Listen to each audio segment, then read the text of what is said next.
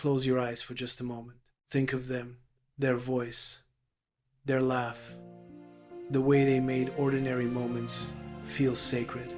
Now open your eyes and know this. What you are feeling right now is not weakness. It is not a failure. It is not the end. It is love, refusing to be silenced.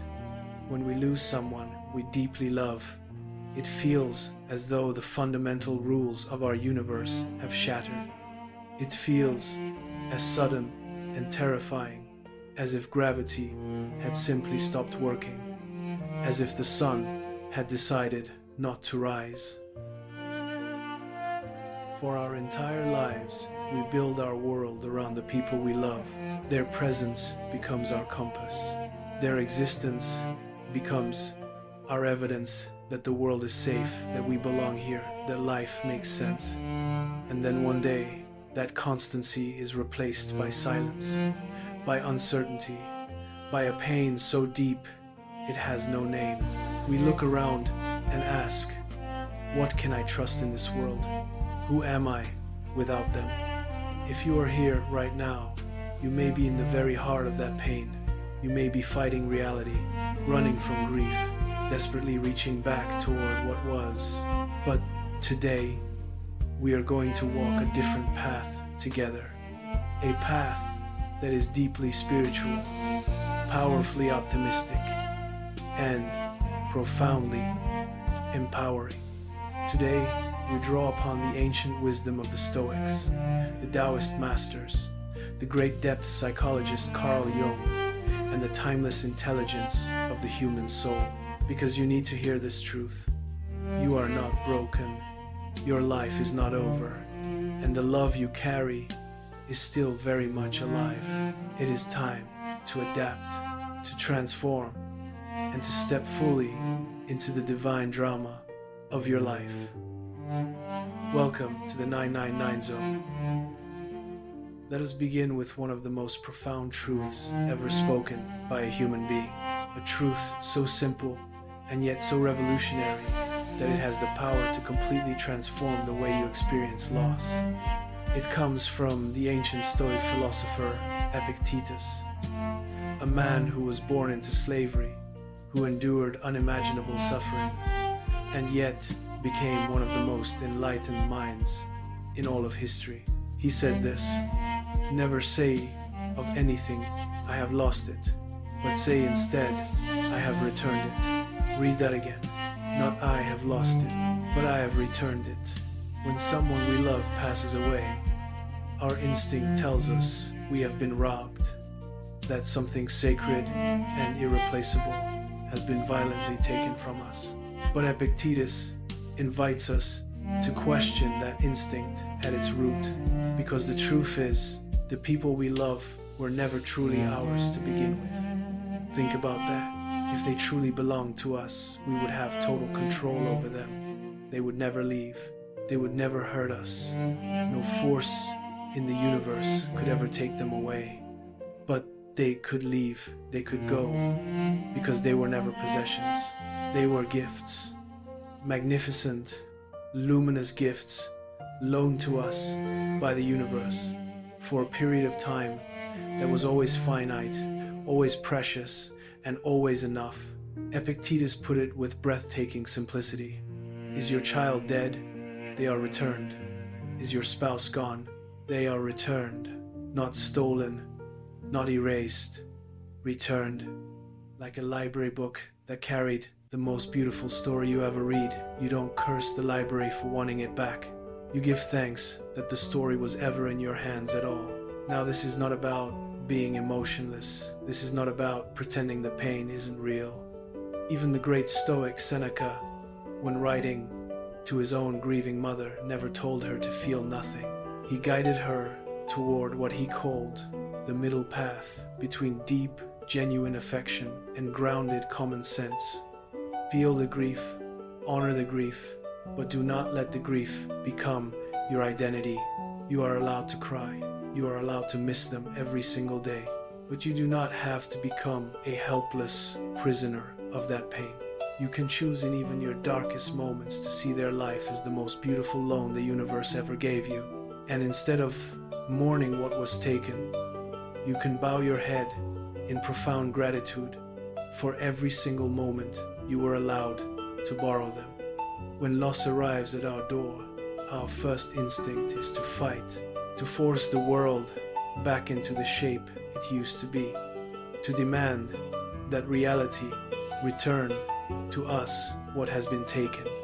But the ancient Taoist sages observed something that cuts right to the heart of human suffering. In our desperate attempts to alter the natural way of life, we only exhaust ourselves. We only make things worse. They described it like this: trying to fight grief, trying to force the world to change, is like throwing yourself into a powerful river and swimming against the current with everything you have. You tire yourself completely. You move nowhere, and the river keeps flowing. Because death is not a mistake. Death is not the universe malfunctioning. It is an intrinsic, inevitable, sacred part of the ever-changing cycle of existence, driven by a mysterious and undefinable force the ancient Chinese called the Tao. The great Lao Tzu wrote, "The world is a sacred vessel, and it cannot be controlled. You will only make it worse if you try." This is not a message of surrender. This is a message of liberation. Because when we stop pouring our energy into fighting what cannot be changed, when we release our white-knuckle grip on a reality that is already shifted, something extraordinary happens. We become free. The Taoists call this practice Wu Wei, effortless action, non-resistance, the art of flowing with life rather than raging against it. It doesn't mean giving up. It doesn't mean you stop caring. It means you stop trying to be more powerful than the universe. And in that surrender, real strength is born. Lao Tzu also taught us that joy and sorrow are inseparable companions. Long and short define each other. Being and non-being produce each other. You cannot know the depth of love without the weight of loss. The very magnitude of your grief is the exact measure of how deeply you loved.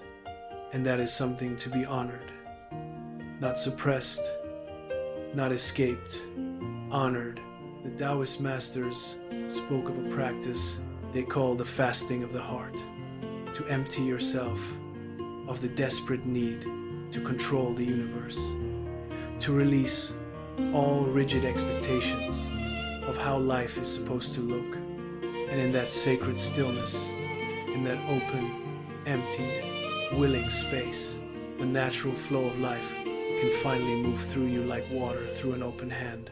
Not forcing, not grasping, flowing. This is where true peace lives. Not in resistance, in release. Now let us speak about something that many grief conversations completely miss. Because when someone we love deeply passes away, the crisis we experience is not only about them, it is about you. According to modern psychology and attachment theory, the people we love don't just share our lives, they help construct our identity. They are our safe haven. They are the mirror through which we see ourselves. We literally build our understanding of who we are based on how these extraordinary people see us, treat us, and reflect us back to ourselves. So when they are gone, it is not only their physical presence we are mourning. Our very sense of self is thrown into chaos.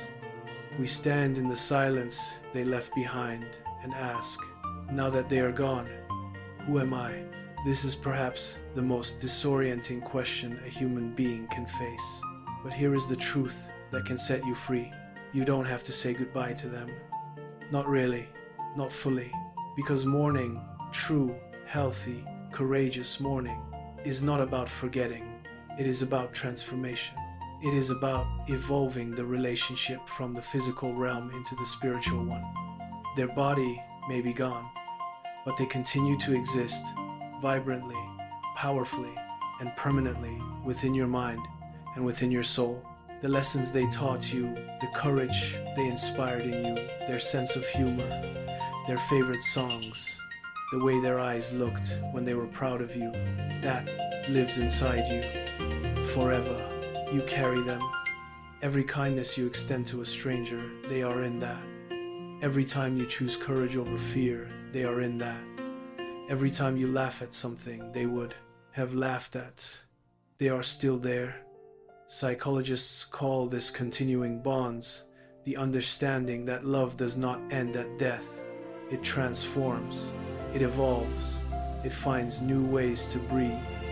And as you move through life's milestones, the birthdays, the holidays, the random Tuesday mornings that somehow hurt the most, you are not abandoning them by moving forward. You are honoring them. You are carrying their light into a future they helped create in you. You are forming a new identity, one that is shaped by everything they gave you and defined by everything you are still becoming. The acute pain of grief, the sleepless nights, the difficulty focusing, the profound waves of sadness, these are completely normal. They are the natural language of a loving heart. Give yourself the 4 to 6 months, give yourself the year, give yourself whatever time you need. Healing is not a deadline, it is a direction. And every single step you take, no matter how small, is proof that love is stronger than loss. And now we arrive at the most important question of all. Not how do I survive this, but who am I called to become because of this?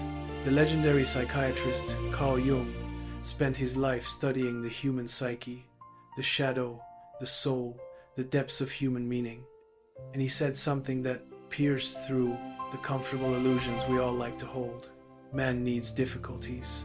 They are necessary for health. Life is a battleground, not a paradise. Not a smooth, uninterrupted journey of comfort. A battleground, and every one of us is a warrior on that field. Jung warned us that the greatest danger is not the grief itself, but what we do in response to it. If we use this loss as a reason to retreat, to withdraw from life, to lock ourselves inside our pain and refuse to re-engage with the world, we risk waking up one day to find that we have missed half our existence. And the person who loved us most would never have wanted that. Never. Jung also told us something breathtaking, something that has the power to rewire the entire way we understand our place in this world. He spoke of a Native American Pueblo tribe whose people woke up every single morning with a profound and unshakable sense of sacred purpose. They believed with absolute conviction that it was their duty to help the sun rise over the horizon, not just for themselves, but for the entire world. Because of this immense, symbolic sense of cosmic purpose, they walked through life with natural dignity, with quiet power, with a freedom from the anxiety and depression that plagues so many modern minds. They had found their why, and Jung's message to us is this: you must find your sun to raise. You must discover a purpose so meaningful, so aligned with your soul, that getting out of bed in the morning becomes a sacred act.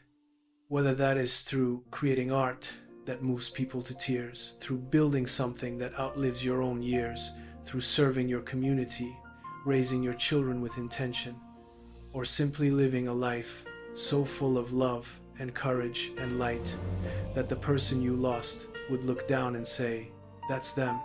That's who I helped shape. Look at what they're doing with their one life." When you live a life that makes sense, when you discover your role in the divine drama of this existence, the void of loss is not erased, but it is filled with meaning, filled with purpose, filled with the quiet, unshakable knowledge that their life mattered because it lives on through yours. Losing someone you love is an initiation. It strips away everything superficial, everything shallow, everything that was never truly yours to begin with, and it demands, in the most uncompromising way, that you rebuild yourself, not as who you were before, but as someone deeper, more compassionate, more awake, more alive than you have ever been. Do not rush your healing, but do not make a permanent home in the darkness. Walk the middle path, grieve fully, and then gently, courageously, intentionally return to life. Take the love you have for the one who returned to the universe and pour it forward into your days, into your relationships, into every small and sacred moment that makes up a human life. Look ahead not with forgetting, but with boundless, breathtaking optimism, because their spirit is not behind you. It is woven into you. It walks with every step you take. It breathes in every act of love you choose. You are resilient. You are meaningful. You are not a victim of this universe. You are one of its most extraordinary stories. Now go, play your part in the divine drama of life.